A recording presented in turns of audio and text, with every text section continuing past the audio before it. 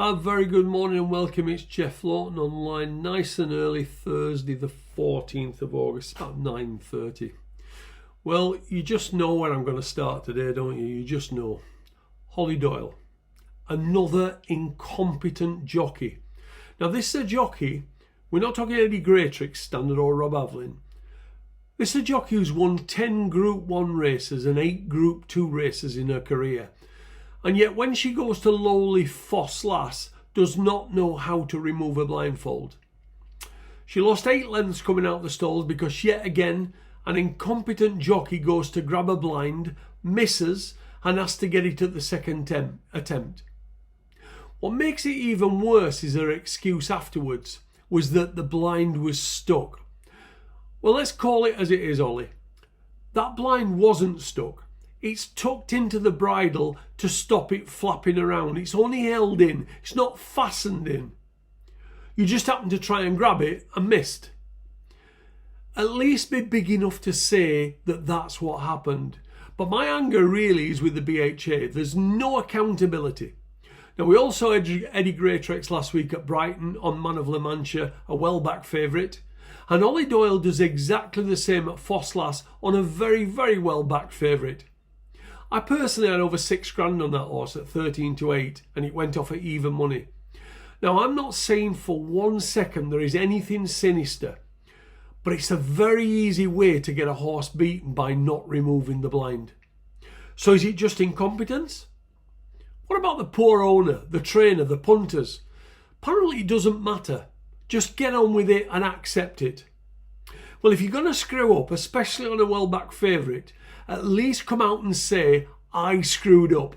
I apologise to everybody who backed her. I apologise to the owners. Don't make some lame excuse. How many more times is this going to happen with incompetent jockeys? There has to be a better system than allowing one of Snow White's helpers to do the incredibly difficult task of removing a blindfold. Anyway, I'm sure something will happen similar today, tomorrow, and the day after. And when I see it, I'm going to call it out on here. Now, let's make a start because, as you know, I'm going across to Ireland today for a few days and I have to catch the 3 o'clock ferry. So don't forget to hit the subscribe button if you haven't already done that. That'll tell you when these videos go up. Let's start at Beverly in the 210. The race should centre around the front two in the market. Catching the Moon was a huge eye catcher on debut as she reared as the stalls opened and lost 5 lengths, but yet still went on to chase home a 1-12 shot, Awaken, who had previously finished second in the Albany Stakes at Royal Ascot. Now that for me is very strong form. James Tate, whose horses are in form, runs Dark Angel Star.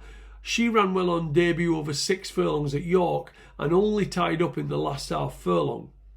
She's sure to improve dropping back in trip, but if Catching the Moon steps forward at all from where she was at Leicester, she should be very hard to beat. At Salisbury in the 4 o'clock, you would think that Radiance would already be past the post, having destroyed the field at Yarmouth on debut, and I'm not saying that she's not going to win, but I won't be taking a short price for 1 or 2 reasons. Firstly, she has to carry a £6 penalty, and I'm told that she didn't work particularly well last week.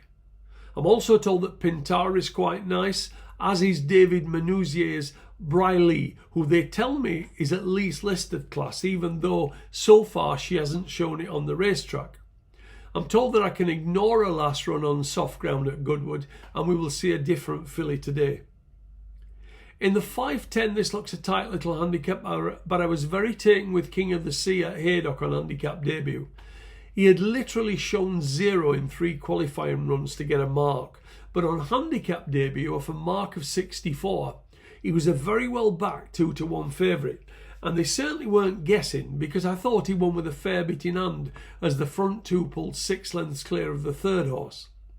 Now he's gone up £7 for that, but I think it's a case of he was so well handicapped that he should be able to run up a sequence. At Chelmsford this evening in the 6:45, there's been very good money for the Crisford's Riffer Spirit, but I'm told that Dartry of Rafe Beckett's is very nice. They took him to Kempton to work a couple of weeks ago and the report I got back from there was it's a rocket. Apart from the fact that one of those incompetent jockeys are on tonight. He should be winning this.